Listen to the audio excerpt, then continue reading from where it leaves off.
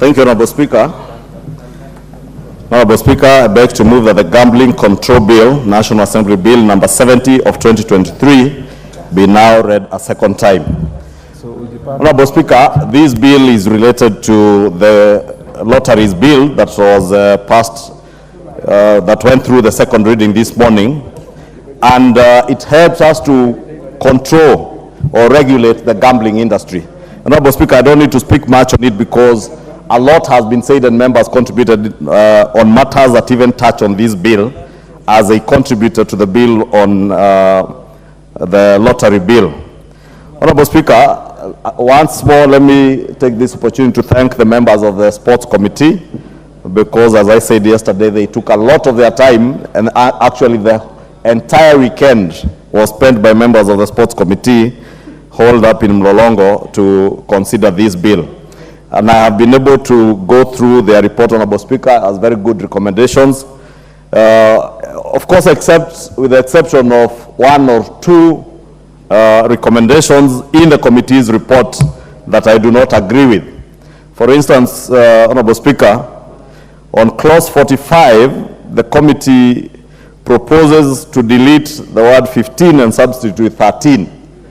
And the import of this amendment, clause 45, was imposing a tax to be known as a gambling tax, which is chargeable on the gross gambling revenue at a rate of 15%, and they propose to reduce it to 13%. There is absolutely no way I would agree to a reduction in tax on gambling. Gambling, like smoking, like the partaking of alcohol, these are considered as sin taxes. And sin taxes, you cannot reduce sin taxes under the pretext that you want to increase government revenue. In any case, that is why we are having a whole bill, a whole new legislation to be able to control this, I don't want to call it a menace, but this habit of gambling, Honorable Speaker. And I really want to persuade the members of the Sports Committee that they cannot be reducing taxation at a time when we are even looking at an opportunity with the bill that we just passed on the lottery bill to be able to tap into the resources that people are putting in gambling through a national lottery. We should be increasing that revenue, gross gambling revenue tax, not reducing it from 15 to 13. I would actually be proposing that we move that gross gambling revenue tax to a level of about 25%, so that we are able to collect more revenue.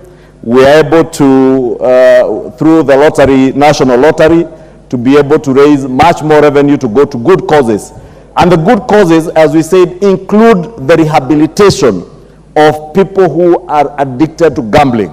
And I've said it before, Honorable Speaker, even in our own families, we know people who are addicted to gambling. And gambling is extremely addictive. It's actually more addictive than alcohol and smoking. Not that I have ever smoked, gambled, or I used to drink at some point, and I know how addictive it could be. I have never smoked, but I see how addictive smoking gets. I have said before, Honorable Speaker, I am a teetotaler, and I am a confessed addict of tea. And Honorable Speaker, I cannot leave my house before I take even a sip of tea, and it's Kenyan tea. Honorable Speaker, there are people who are pushing me to say Kericho tea. I said Kenyan tea. And now there's a new saying that there is no conversation is complete, and there is no subject that is so difficult that you cannot settle it over a good cup of Kenyan tea. Therefore, my addiction with tea is a good thing, Honorable Speaker. But I know what addictions do. You are dysfunctional when you have not taken what you usually take. But unlike tea, those who are addicted to gambling comes with a huge cost, not just to them as persons, but also to their families. People are spending money that's supposed to go and settle school fees for their children or for medication to gamble.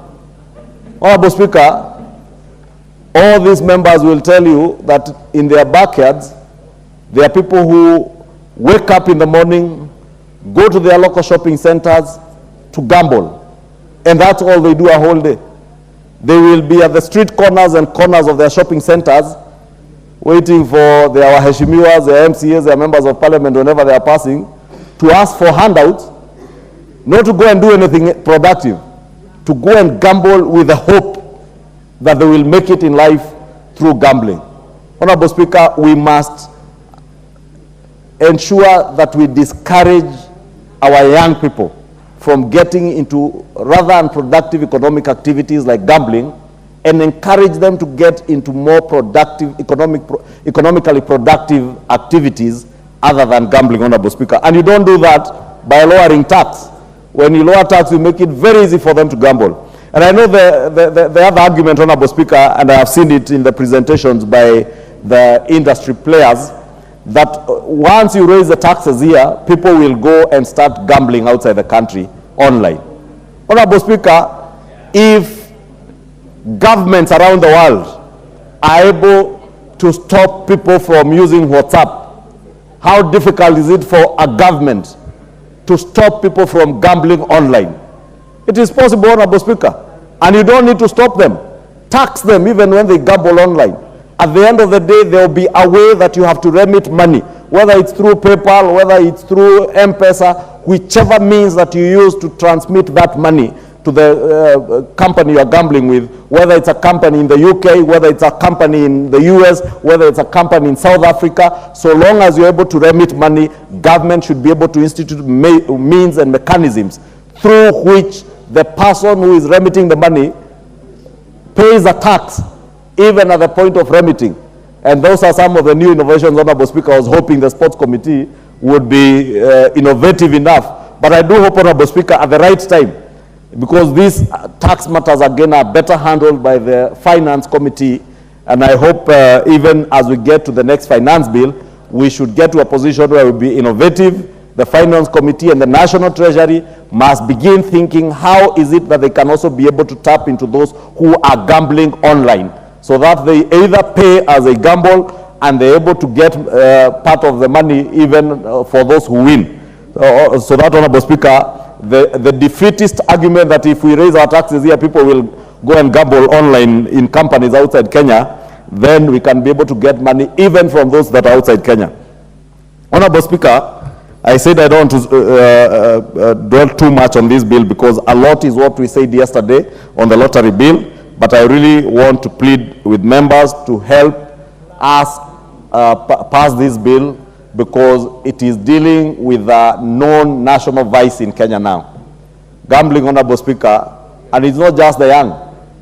I have seen around the country very elderly men and women who spend all their time gambling. And I said, Honorable Speaker, yesterday, our radio stations, especially our vernacular stations, have made it now the norm. For every 2 sentences on a vernacular radio station that you listen to, the third sentence is promoting gambling. Honorable Speaker, I do hope that the measures therein in this bill to even control the advertisements of gambling companies will come to fruition when we pass this bill, so that we don't encourage Kenyans to gamble by bombarding them on TV with advertisements on vernacular radio, and that's how we are roping in even the very elderly, because they are made to believe that the easiest way to make $500,000 shillings is to just text a number to some radio station, and those people are collecting billions. Honorable Speaker, I said yesterday, it is now reported that most of our mainstream media stations are making more money from gambling than from their core business of broadcast or even from advertisements for corporates, Honorable Speaker. We must protect our people from being taken advantage of. Unfortunately, Honorable Speaker, it is not you and me who gamble. Although I know in the last parliament, Honorable Speaker, we had one member, without naming names, who was an addict and he would leave the chamber and run off to some casino somewhere. I have not seen that in this parliament, Honorable Speaker. You knew one, I knew 3. I didn't even say from where, Honorable Speaker. I hear somebody saying one from somewhere. You know 3. But unfortunately, it is 3. I knew 3. It is 3 in a population probably of 349 members of parliament and about 64 or 67 senators. So in a population of about 500 people, you can count 3 or 4. But if you go to the population outside there in our villages, Honorable Speaker, the most vulnerable people in our society are the ones who are being taken advantage of. It's actually immoral that we are taking money from the poorest of the poor. And because you make it look like you only need 10 shillings, 30 shillings, 50 shillings, it becomes customary that I will try my luck with my 10 shillings today, at lunchtime another 10 shillings, in the evening another 10 shillings, tomorrow I'll up the stakes to 30 shillings, the next day 50 shillings. And you know, they lure them by making them win with their 10 shillings bets. You win 100 shillings, then you spend the 100 shillings betting, hoping that you will now win 1,000 shillings. The day you win 1,000 shillings after spending 3,000 shillings, you win 5,000, you bet that, hoping that you will eventually be the one winning the 500,000 or 1,000,000 shillings that is being promoted on TV. Honorable Speaker, I want to say I particularly support the provisions to also regulate the advertisements of gambling, betting, Honorable Speaker, so that we protect the most vulnerable, not just of our youth, of our elderly, but also of the very poor in our society who are being taken advantage of. And unfortunately, Honorable Speaker, when you look at the people who run these gambling companies, they are extremely filthy rich people, very wealthy people, but they are making more money from the poorest of the poor in our society. Therefore, Honorable Speaker, we have an obligation and a duty to protect our poor people from being taken advantage of, to ensure that we have good laws that will protect them, that will not make gambling look like it's a very good thing, Honorable Speaker. And as I said, since it is, in fact, I know in some religions, Honorable Speaker, they consider it to be a sin. And that is why I said, even in tax matters, this should be classified as a sin tax. And therefore, we cannot be encouraging reduction of taxes. And that's why I said I completely disagree. And I know Honorable Amashukuru, the Vice Chair, was here. I had indicated to them I disagree with the proposals in their report to reduce that tax. If anything, today we have, I think, excise duty at 12.5% in the last finance bill, which we passed only in July of this year. We had 5% withholding tax. Therefore, you are proposing not even to move from 15, you are proposing a tax cut of about a gross of 17.5 to 13%. Honorable Speaker, not during such hard economic times when we should be looking for avenues to raise every extra shilling. I will therefore be proposing amendments at the right time, Honorable Speaker, in relation to that clause 45 and clause 46 that touch on levies and taxes, Honorable Speaker. With that, I beg to move and request the Deputy Whip, who is also a member of the committee, who was designated by the Chair and the Vice Chair to second, on behalf of the committee to second. Thank you, Honorable Speaker. Naomi Wako, proceed.